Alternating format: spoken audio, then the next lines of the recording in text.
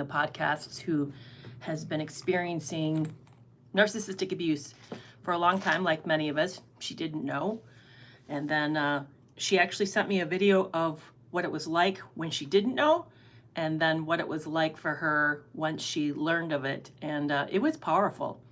But it reminded me of how I didn't know as well, that it was completely blindsided me as well. And how do we deal with a narcissist, especially when we're not even aware that we're in a relationship with a narcissist? How many of you have been in a challenging relationship but just thought to yourself, well, all relationships are hard, and didn't realize that what you were experiencing was unusual, that it was actually manipulative and exploitive and challenging? This is really common for a lot of us, and I'd like to talk about how to deal with living with or having a relationship with a narcissist. I remember years ago, cluster B personality disorders seemed to run in my family, and I was having a conversation with a family member who was misunderstanding me, invalidating me, and minimizing me, and I pushed back. That seemed to me to be the thing that you would do. I would push back and said, that was really hurtful, and tried to talk to this person about the issue, and then I ended up being gaslit, which, when you don't know what's happening to you, that feels like one of the worst things possible. It is so demoralizing, it really tears your sense of self down, because you think about it, how much energy does it take for you to actually go to someone with an issue? Like when you're feeling really, really vulnerable and you're already on the bottom, you're already at the bottom step, you're really low and feeling super discouraged. How much energy does it take for you to step out and say something to somebody, especially the person that you're feeling vulnerable to, that you're feeling very, very exposed, very raw with? It takes a lot, because you're risking possible rejection. You're risking them not seeing it as an issue altogether. So it's super difficult when that happens. So the worst thing that happens in that, well, there's a couple really bad things. One is the person could say, I don't know what you're talking about. But when you're with a challenging or difficult or toxic or narcissistic person who cannot take any responsibility or blame, the worst thing that then happens to that individual is that the pain that you're feeling, the issue that you're bringing up, is being rejected and flipped and twisted on you, and then you become the target. You become the abuser for bringing the issue up. I remember I had a conversation. In fact, somebody commented on one of my videos. I mentioned it in a video where I had this conversation with my ex. He admitted to me spontaneously. I don't think he meant to. I think it was one of those moments where his mouth got ahead of his head, because most often his head was ahead of his mouth. But it was one of those times, I think, that he was blurting out. He said, he made a statement that said to me that he and his girlfriend, during our breakup, we had a 1-month breakup in the marriage, during the breakup, talked about how she was shocked that she was having an affair with a married man. And that was something that she had always had this principle about herself to not do this. And so, but that she felt that the relationship with him was so important, so pivotal, so whatever, that she was violating her own ethics. And I got really angry. I mean, who wouldn't? That was an extremely awful thing to hear. And then I don't think highly of someone who would damage a relationship, damage a marriage, and then damage another person's heart like that. So I spout off. I said something back to him, and he looked at me and he said really sternly, he said, Kerry, you're going to have to decide whether or not you can be in a relationship with a sex addict or not, because that was the way he was viewing his issue. It wasn't that he was being abusive. It wasn't that he was harming me. It was just that he had an addiction, and that I needed to see if I was going to get on board or not get on board. That's the last thing anybody wants to hear. When you're feeling exposed and hurt and in pain, you want someone to validate and care about your heart, care about how this makes you feel, and then respond to that issue, not telling you to suck it up or to get over it, or you're going to see if you get used to it. And that's the last thing you want to experience. So it's so painful to deal with narcissists, because we're not going to get ownership. We're not going to get responsibility.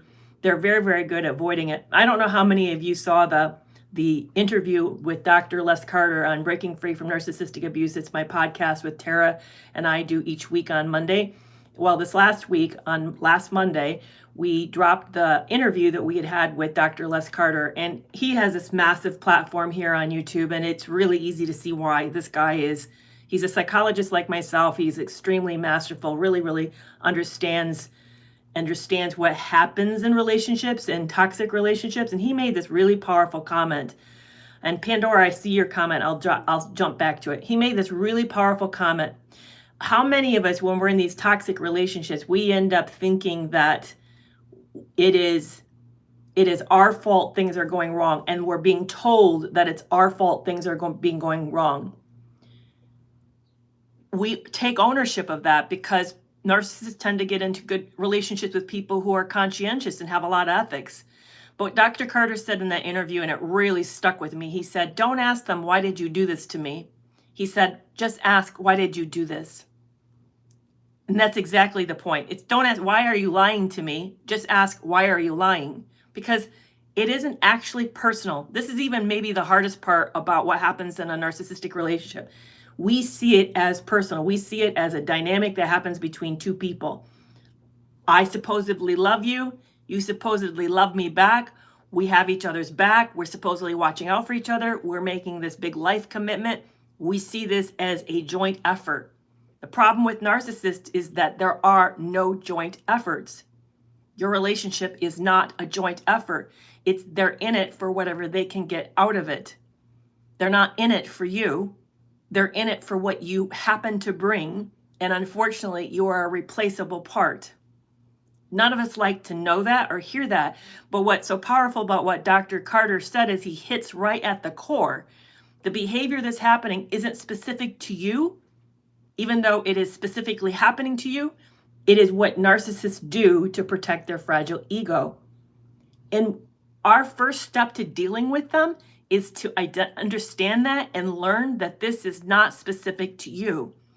You want it to be because that's what love should be about. Love protects, looks out for, guards, has the best interests of, all these wonderful things. So you think this person, when they talk to you, they're talking to you about the dynamics between the two of you, but they're not. This is what they do with everyone. You just happen to be in the world in this moment with them at this time. Unfortunately, it isn't specific to you. So one of the first things that's so important of dealing with a narcissistic person is learning that this isn't about you, which is actually a death of a kind, because that then means you have to then accept the fact that this is a relationship that isn't anything special to this person.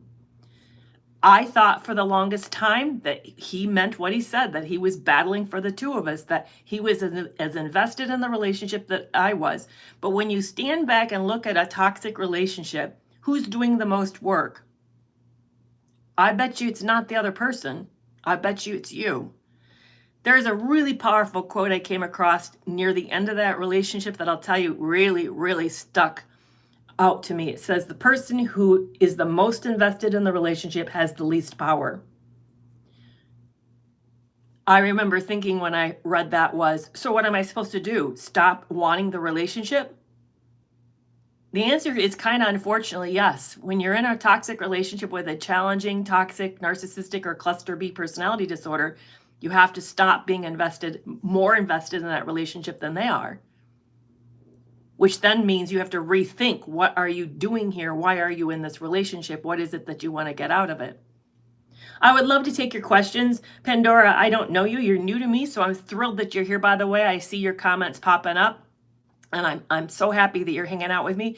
And feel free to ask me any questions that you want. I'd be happy to make this a live where we do interactions. I know it's an extremely small group, so it may just be the two of us having a conversation, but I really think that whatever we talk about is going to be helpful to everyone. So I'm thankful that you're here and you're hanging out with me. And so thank you so much for being here. And if you don't know who I am, I'm Dr. Kerry Kerr McAvoy. I'm a licensed mental health clinician with over 20 years of counseling experience. These days, I primarily promote content about narcissistic abuse. I'm also an author of Love You More, The Harrowing Tales of Lies, Sex Addiction, and Double Cross, which I write about what happened in that relationship. So it kind of details the whole experience of what I went through, what it was like. I look, I write it as the victim. So this is what the book looks like. So I write it as the victim. I don't write it as a psychologist. So you come along for the ride of what happens to me. You kind of wake up with me when I was widowed, and then you end up meeting what you think is this really wonderful guy, and then you slowly watch the relationship spin down, and me not knowing what's really going on and not realizing that this whole thing has been a deception. Oops, sorry, I lost my computer, which helps with the lighting, so I'm going to bring it back up. The whole thing spins as a deception. I didn't realize that. And by the time I did realize it, I was so in financially, and we had a business together, that I had now all the difficulties trying to extract that, to get it back out, and to save myself financially from someone who intended to exploit me at all levels, which is shocking. And how many of us that happens, where you end up in these relationships and you're finding out that it's highly exploitive. It's never been about you. It's always been about what they can get from you. So, and that is such a betrayal. I mean, there's multiple levels of betrayal of these relationships, like the betrayal of the love that you have for this person that they don't have back. There's also the betrayal of the integrity, the monogamy and the integrity of the commitment to the relationship. But there's also a betrayal to the fact that you entered into this thinking that this was a mutual reciprocal relationship, and they discover that it's not. I remember there's a point in that relationship where I said, it's like we're playing the hokey pokey. And of course, he didn't know the game. So I was saying, it's like you put your whole arm in, and then you put your whole arm out, and then you might put your left leg in, and you take your left leg out. I said, but you never put your whole self in. I never have all of you in this relationship. So it's also a massive betrayal of the relationship, of our commitment. So thank you so much for being here. I'm thrilled that you're here today. How are you guys doing on this Sunday morning? How are you getting along? How are things? And what are your top questions? What kinds of things are you struggling with? Somebody asked me last week if I would do a review of my favorite books. I'm not going to do that today. I'm going to save that. But I did order a whole bunch of books so I could actually hold them up and show them to you. And so right now I'm doing a fast skim through Dr. Ramani Durvasola's book called Should I Stay or Should I Go? What I really like about the book that I noticed is that she talks about various things that happen inside of the relationship, like describes gaslighting, and then she discusses the red flags. How do you know that you're in a relationship that's gaslighting you? So I love the fact that she describes it, and then she gives you what it looks like inside a relationship. So that's super, super cool. Like what does entitlement look like? How do we know that we're being manipulated? So she takes these key terms and then breaks it down. And again, it's called Should I Stay or Should I Go? The other one I'm doing a fast skim through right now is Disarming the Narcissist. I love the title. Isn't that a great title? Disarming the Narcissist. It's by Wendy, I don't know if I'm going to say this name right, Bahai. Wendy Bahai. This is not her first book. She's written other books. She's one of the experts, I would say, out there. I don't know if she's got a YouTube page or not, but I haven't really cracked it open to take a look at it. But I'm gonna again look through it and then give you a sense of what I think about it. So please be watching for that date when I'm gonna go through my favorite books on narcissistic abuse or my favorite books on predatory behavior, because I really like to kind of expand the camera out and not just look at narcissists specifically, because actually that's a very small subset of the group that's toxic. We really should be talking about cluster Bs, which includes the predatory ones, which narcissists are also predatory. But when you get into the antisocial personality disorder, which includes the sociopaths, psychopaths, the dark triad personality, and then you also have the histrionic, which we hardly spend any time at all on, and then the borderline personality disorders, which is another group that has some conversations going on about it, but not probably as much as we should. It's kind of an interesting group because at least on some social media platforms, at least on TikTok, they're trying to separate themselves as being better than narcissists because they're empathic, which it's interesting because anybody who's ever been in a relationship with a borderline personality disorder will tell you that they are very, very toxic, and they do extreme things. They're very volatile, mercurial in their moods, and their rages, I'll tell you, can compete with an antisocial personality disorders. They tend to, when they destroy, move into the destruction phase, which is if you upset them, you hurt them, wound them, they tend to watch out. They can be as harmful as an antisocial personality disorder is, and as well as a narcissist. So it's interesting that like, I'm not as bad as a narcissist. Like, maybe most of the time, but once in a while, ooh, baby, you can compete with the best of them. Can you tell I've gotten into a few relationships with them? So I have firsthand experience. It's awful.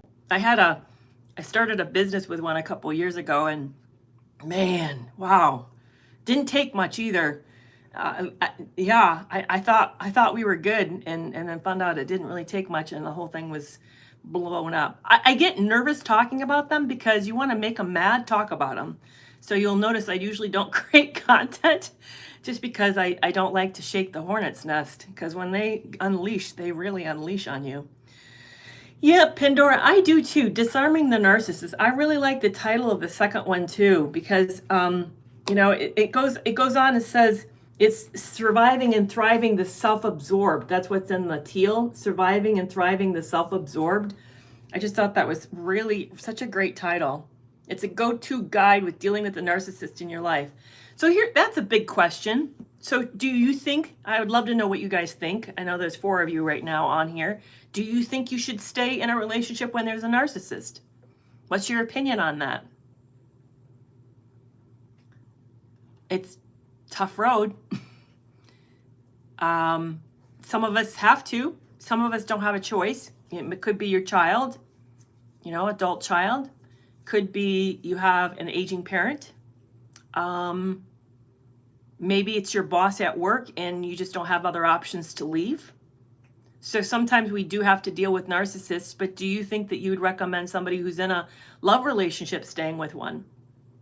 I know that some people think that, for the good of the children that we should, that somehow saving the kids when we make this choice. But even that's a provocative question.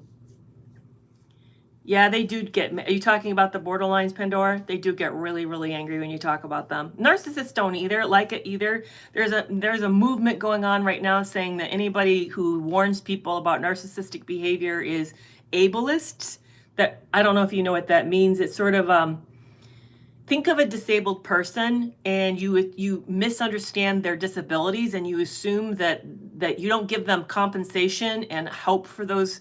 A good example is me. I'm autistic, and most people don't know that I'm autistic.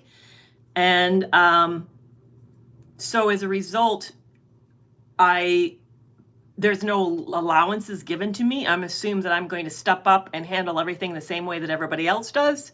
And so that's kind of an ableist perspective.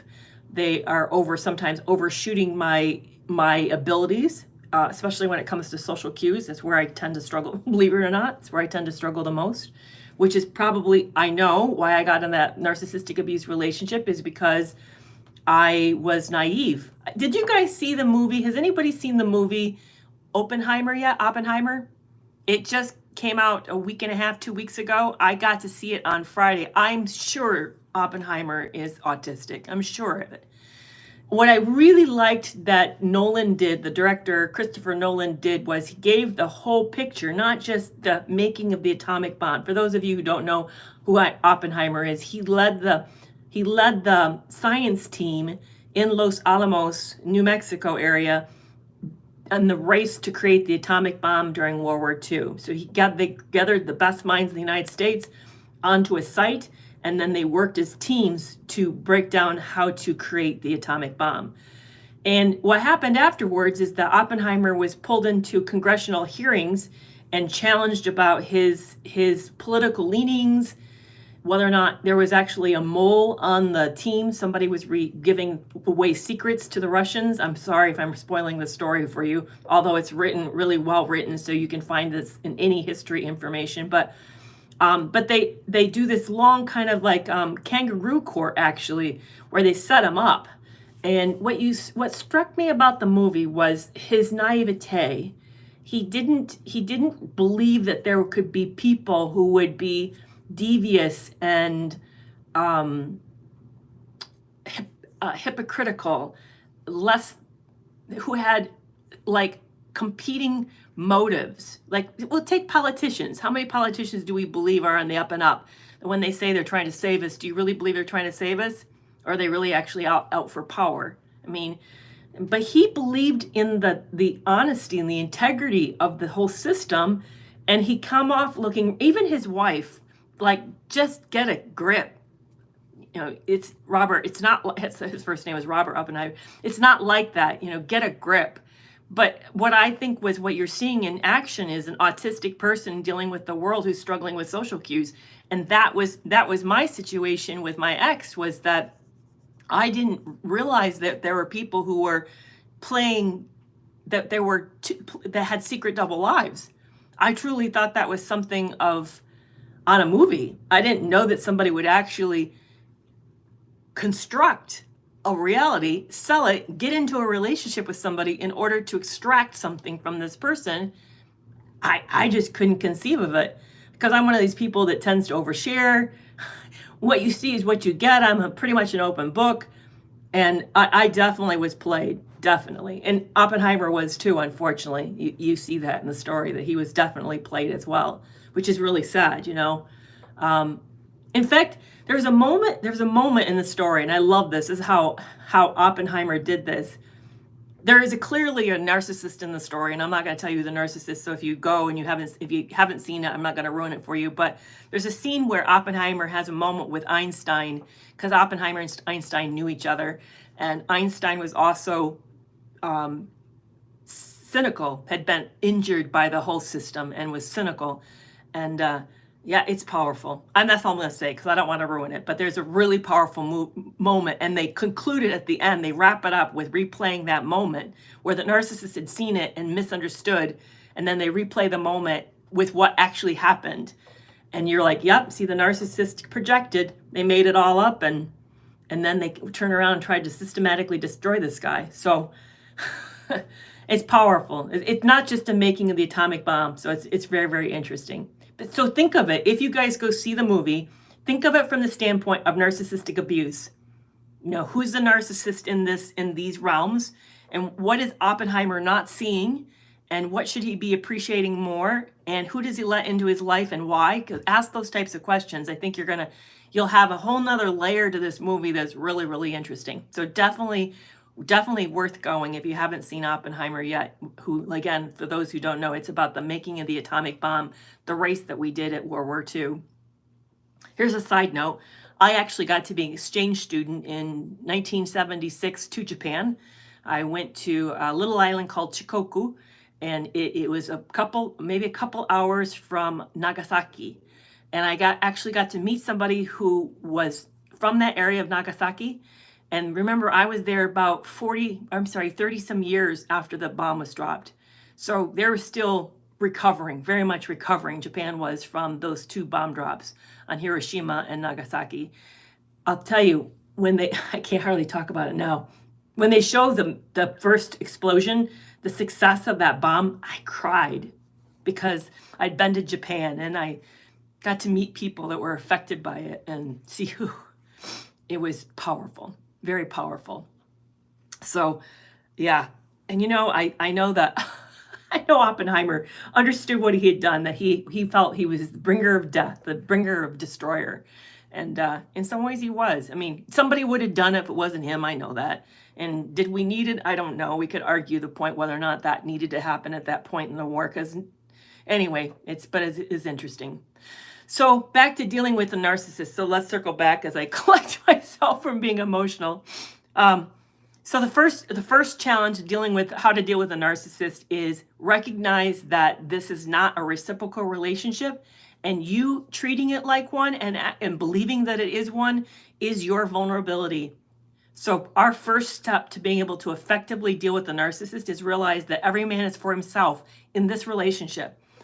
I am not advising you to treat all relationships like every man is for themselves, but I do think it's imperative for your sanity, for your survival, to recognize that if you're in a relationship with a narcissist, that it has to be that way for you to be able to hold on to your emotional sanity. So if this is a romantic relationship and you start to view it this way, unfortunately, in a way, you are creating the demise of your intimacy. And that is one of the things that's going to happen out of this, is that I know that there's going to be a tremendous loss, that you may feel grief because you're going to have to think about it strategically in a very different way. But that's the first step of how to deal with a narcissist, is begin to remember this is not a reciprocal relationship. Yeah, if you haven't seen it, Pandora, it's 3 hours. So be aware that you're kidding 3 hours of your life to go see it. But and if you like science at any level, and you like kind of like real, based on a true story, it's worth the time. And especially if you go in thinking about the movie from the standpoint of narcissistic abuse. So the second thing with dealing with a narcissist is that it's the strategies of how to communicate with them. So I want to now talk about something practically, and then we'll get back to the level of the relationship. But a strategical level of dealing with a narcissist is, whenever you go into whatever the issue is, know what the issue is before you start to speak. They're going to be very good at creating confusion, and they're going to mislead you. They're going to try to create misdirection. So make sure that you know, when you step into this discussion, what the discussion's about. So if the discussion's about a deadline, be clear that you're looking for an answer around a deadline. So that's the first thing. Sorry, I'm still like being emotional about Japan. So be very clear about what the issue is. If it's about coping with the kids, or setting up some kind of, or maybe it's an argument, maybe you're looking for an answer on something, but stay clear on what this is, because they're going to be very, very good at creating, what they're going to do is they're going to attack you, and that's going to cause you to drift off the topic. You're going to then want to protect yourself by answering the attack. It's going to get personal. They've learned that the best strategy to create confusion and to blind you, the best strategy to blind you is to distract you. Have you ever did this with the 3-year-old or 2-year-old? They're like fussing at the grocery store, and they want a candy bar, and you just got to get out of there, and it's not good for them, and plus dinner's or lunch is not far away. And then you're like, oh, look, honey, a pony, look at this toy. And then you're off on another topic. That's essentially the strategy that narcissists employ with us. Only they don't point out something interesting in the environment, they go after our character. So they're going to go to some hot spot with you that's going to be really, really hurtful, very effective. That's going to you'll feel literally like you're like, oh, squirrel, there's a squirrel. So if you can go into the argument, the discussion, being clear on what it is and what you're looking for, you're already way ahead of the game. So say, for example, you're trying to negotiate, maybe you're making dinner plans, and this is a dinner this person doesn't want to go to, and you're trying to just set it up. Know that that's what it is, and then stay on topic. Whatever they bring up, stay back on topic. So do you want to meet tonight at 7:00 at such and such place? Well, who's going to be there? Well, is that a good time for you? Well, I don't know why we have to do this. Is this really necessary? I mean, it always seems like you pick the most expensive place in town. Is that a good time for you? You just stay on point, and you ignore all the other stuff as red herrings, because that's what it is. It really is red herrings. And if they do bring up a powerful topic in the middle of that's unresolved, you can say, hey, that's a good topic. Let's save it for another time. And then just say, do you want to write that down and we can revisit it? Or will you remember and we can talk about it tomorrow or tonight or later? But don't let them sidetrack you off the issue. Stay on point too. But we're here talking about setting up plans for dinner tonight. I'll tell you, this is super hard for me. I don't find this easy to do. And I think it's the downfall for a lot of us. It's super, super difficult to stay on, because they're so good at making you feel misunderstood, maligning you, making you feel like they get it all wrong. And they're very good at attacking us. It's super, super difficult. But if you can go in knowing what the topic is from the beginning, it makes it easier to stay on. And then you have to do all this calming yourself down. I mean, that's another part of this whole challenge is when they do say things that are super inflammatory, very infuriating, how do you self-soothe? So that's a thing to get better at when you're living with a narcissist or having to deal with one. Like we said, maybe you have a boss, maybe you have a family member, maybe this is one of your children, adult children. They're going to be very good at creating a lot of upsetness inside. So we have to get super good at learning how to self-soothe. So if you don't know how to do that, that's one thing we talk about in the Toxic Free Relationship Club. We rarely do breath work. We also talk about how to emotionally disengage. But these are things that you're going to want to learn to do so that when they do bring up, like, there you go again, you're always so difficult. I just have to be your way. Why can't it? They're very good at. Mine used to like to say that I overpacked. I don't even know why he decided that I overpacked whenever we traveled, but he'd like, we all know how you like to pack too much. And I would literally have to just ignore that. But that's upsetting when somebody says something and it's wrong. You're not an overpacker. I'm not an overpacker. I mean, why do I even need to tell you that? But they do that. They're very, very good at hooking you and getting you to be inflamed and upset. So learn how to self-soothe. Learn how to use deep breathing to tell yourself the truth in your head. Learn how to emotionally detach from what's being said. All of that super, super important with dealing with a narcissist. So go in with an issue, be prepared to self-soothe. So that's point number 2. So the first is, remember, this is not a reciprocal relationship. You got to watch out for yourself. Number 2 is, have the strategies that cope with difficult conversations by knowing the subject matter at hand before you start the conversation, so you can stay on point whenever you have the discussion. That's number 2. Number 3, I want to jump back up at the kind of the relationship map level about narcissistic relationships, and that is it is really important that we see what it's hard when you're trying to keep all this in my head is really, really challenging. You have to realize that narcissists don't see anyone but themselves. This is not a reciprocal relationship, but it also is a relationship in which you're invisible. And we have this strong need. In fact, Abraham Maslow talks about a hierarchy of needs. We have a need to obviously survive, to be safe, but the third need is to belong. And one of the things that narcissists are super good at is they don't have a sense of belonging. They have a competitive worldview. So they see this as a dog-eat-dog situation. And even though maybe you're a family member, maybe this is your parent, maybe this is your child, this is somebody that you have invested a lot in, that you would think that they also would invest in you. Unfortunately, that's not how it works for them. They don't have this. They see it competitively. They see it like it's a zero-sum game, and there are real winners and real losers. And if you win, they see that as a loss to them, that you've taken something from them. So this is not somebody who's going to be looking out for your best interests. And that is another really hard piece about dealing with narcissistic people, as well as all cluster B people, is that you have to accept the fact that this person does not have your back, and they're not invested in your well-being, and they're not watching out for you. I know that a lot of us sort of make those assumptions. I certainly made those assumptions when I was in the relationships. Every relationship thus far until recently, I assumed this person wanted a good outcome for both of us. Not just a good outcome for themselves. I always assumed that. But I assumed they wanted a good outcome for both of us. They actually don't. Because a good outcome for you means that they're losing something. Even if I know that's not how the world works. I know that that's actually a scarcity mindset, that there's only so much resources, and that if you have the resource, I don't. I actually, for the most part, most of the time, don't believe that's true. But they do. They do believe that's true. So if you're coming out ahead, they see themselves as coming out behind. So we have to go into these relationships knowing that we must always hold on to our best interest. There's the third point. So the first is it's not reciprocal and mutual. The second is stay on target with what the issue is. And the third is know that this person does not have your back and there's no loyalty to you.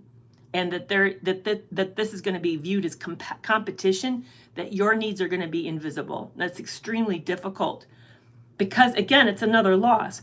I think one of the things that really trips us up about relationships is that there's so much grief. We have to deal with so much grief when we're in these toxic relationships. The grief around knowing that someone loves you, the grief around having someone actually care and invest in you, the grief around the lost resources of your time, money, energy, influence, all of it. You know, you're losing that to this relationship. There's so much loss associated with narcissistic relationships. And one of the losses is knowing that this person does not have your back and does not have your best interest at heart at any level. And that for them to have your interest at heart is such a significant loss that they feel like you're cheating them and you're winning and they will not, and you're coming out ahead and it's unfair. They'll see it as unfair. I know it makes no sense. It really is kind of crazy thinking, but that's the way that the sort of things work in their world. It is totally, totally crazy. So that's super hard, is to stay disconnected. And that brings me up into my fourth point, is emotionally, we have to always stay emotionally disconnected. That's the only way for these relationships to work. Now, I'm actually telling you not to be intimate. There is no way to be able to be emotionally vulnerable in these relationships and have any level of survival. They'll actually disrespect you for that. They'll see you as being idiotic and naive. My ex loved to tell me that the most favorite thing that he loved about me was that I was without maliciousness. I'll tell you what I think he was really saying. I think he was saying, Kerry, you're gullible as hell, and I can roll right over you, and I like that because I'm not. I'm with malice, and I see that you're without malice, and that means I can take advantage of you. Unfortunately, we have to realize that in these relationships that we have to be in there for ourselves, and that we need to be emotionally disengaged. So if you're in an intimate relationship and you're trying to survive, I'm actually advising you to emotionally withdraw, to create distance between yourself emotionally, psychologically create distance between yourself and that other person for your very survival. Or otherwise, I don't think that you will do well, because you're going to make investments in this relationship and they're not going to make investments. Yeah, exactly. So Pandora says that's how it works. It's competitive. I'll never forget. So let me give you a story that it was incredible. It was ridiculous. My ex has this thing about popcorn, and he likes, I don't know why, because I don't really care for microwave popcorn, but he really likes microwave popcorn. To me, it sort of tastes chemical. I don't know. I prefer real popcorn.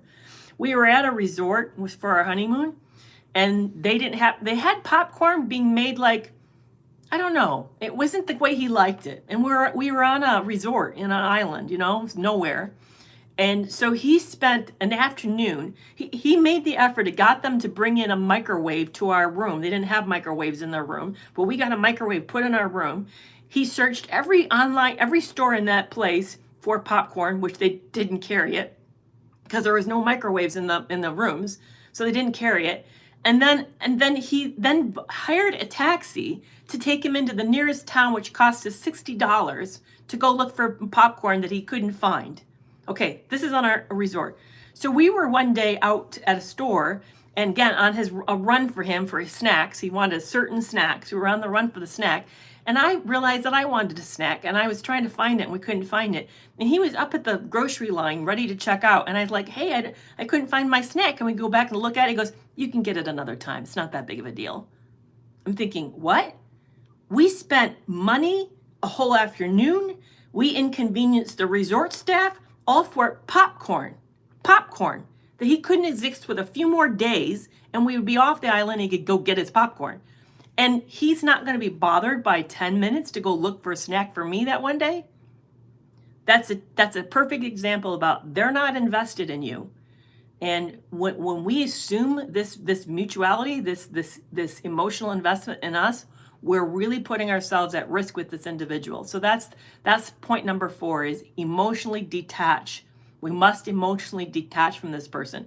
It will also do a lot of really good things for you. So when you get in an argument, then you don't really care what they say to you because you're not looking for their approval.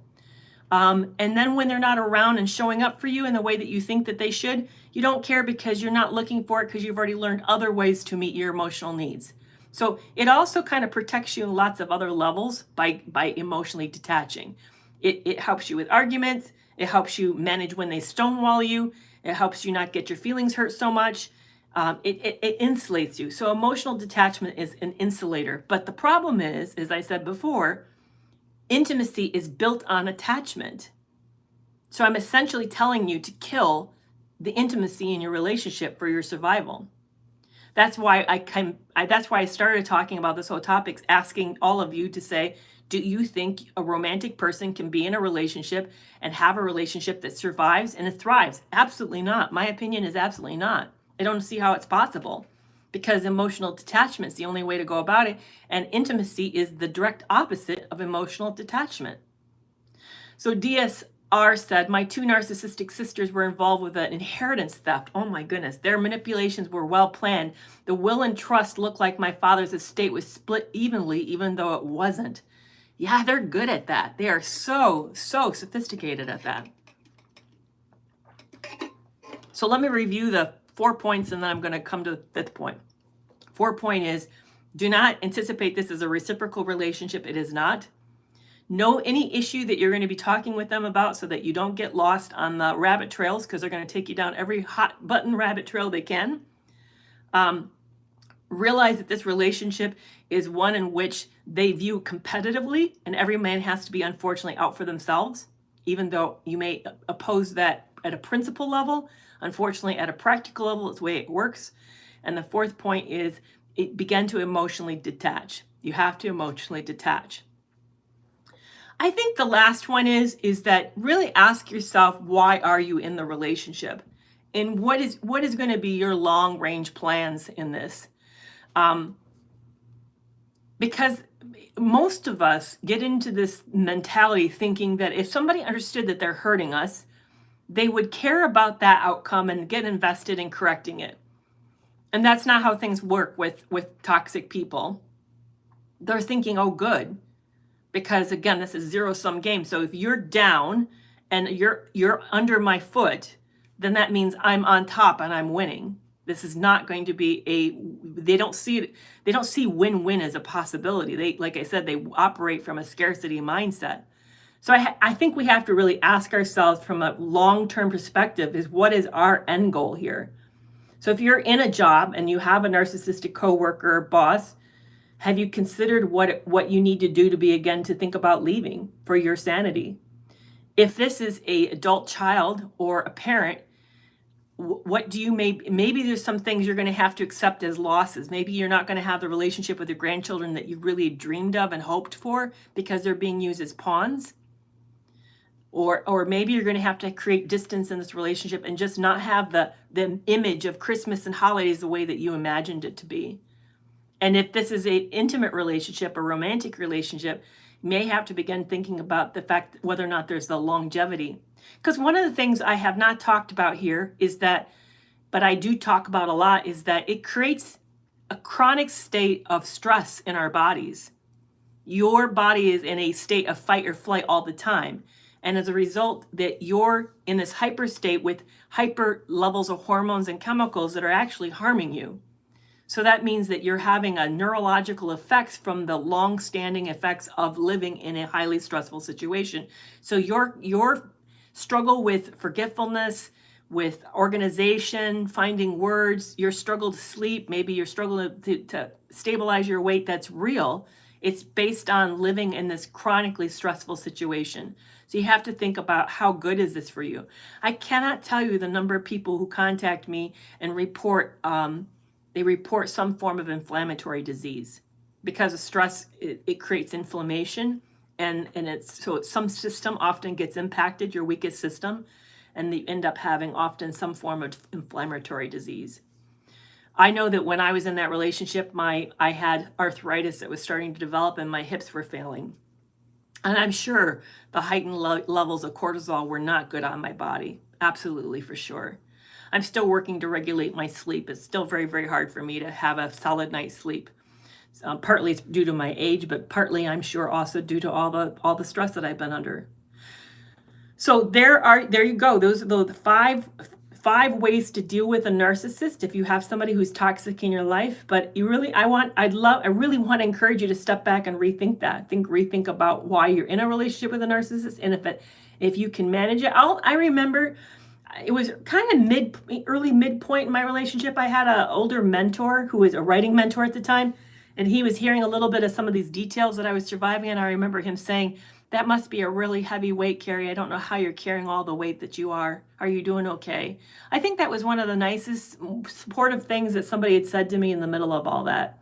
But it was true. I mean, it stuck with me. It gave me pause and made me think long and hard about this relationship and what I've been surviving.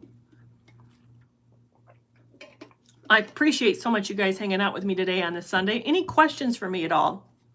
Anybody's here, any kind of questions you want to ask or any kind of issues that you're dealing with?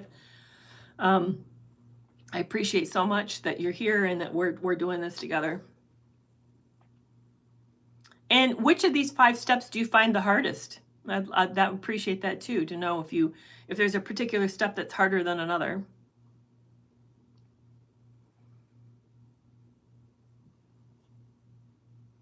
Silence is always weird. I struggle with silences. That's why I talk. It's interesting. It shows me when I'm on here that I have concurrent viewers right now is 8 and there's no new members. That's kind of interesting. I think it's members like memberships.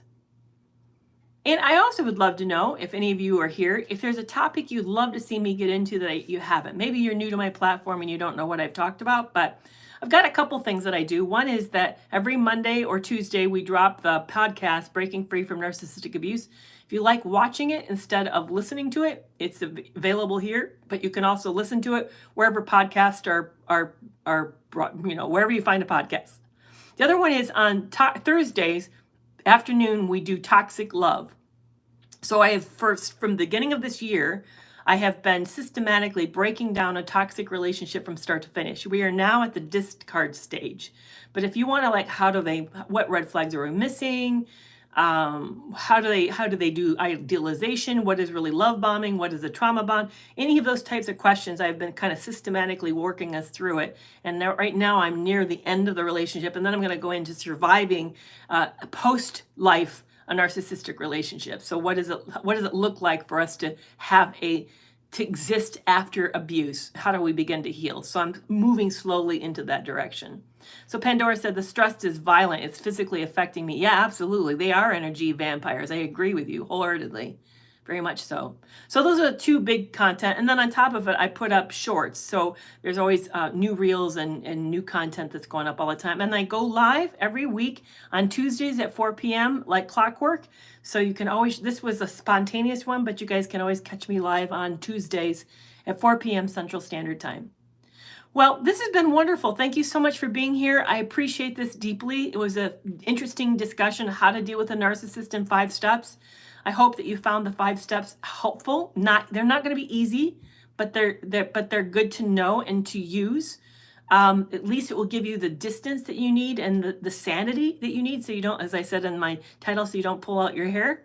So I hope that you can find this helpful. And so thank you so much, guys, for being here on Sunday. And you be well, and stay strong and safe for me, okay? And I will see you back here on Tuesday.